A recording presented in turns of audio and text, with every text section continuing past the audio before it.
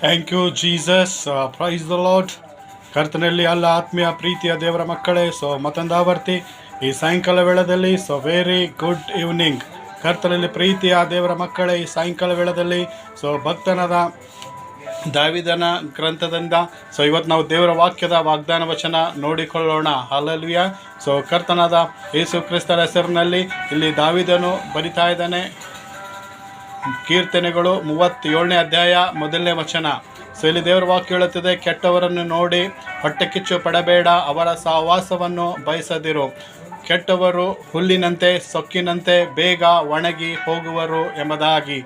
ಕರ್ತನಲ್ಲಿ ಪ್ರೀತಿಯ ದೇವರ ಮಕ್ಕಳೇ, ಇವತ್ತು ಅನೇಕ ಆತ್ಮೀಯ ಮಕ್ಕಳೇ, ಇವತ್ತು ನಿಮ್ಮ ವಿರೋಧವಾಗಿ ಅನೇಕ ಕೆಟ್ಟ ಜನರು ನಿಮಗೆ ಕೆಟ್ಟದ್ದು ಮಾಡಬೇಕಂತ ಅವರು ಆಸೆ ಇಟ್ಕೊಂಡು ಬಯಸುವಾಗ ಅವ್ರಿಗೆ ನೋಡಿ ನೀವು ಹೊಟ್ಟೆ ಕಿಚ್ಚು ಪಡಬೇಡಿ.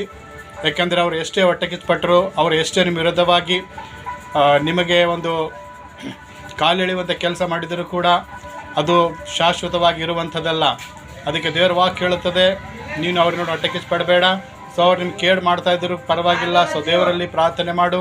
ದೇವ್ರು ಏನು ಮಾಡ್ತಾರೆ, ನಿಮ್ಗೆ ಆಶೀರ್ವಾದ ಮಾಡ್ತಾರೆ.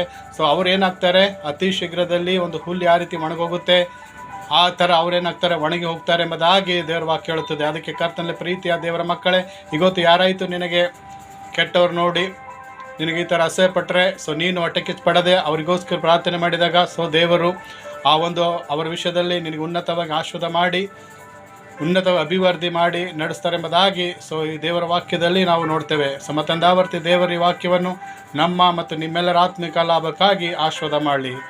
Once again, may God bless you and your family. Amen. Thank you, Jesus. Praise the Lord.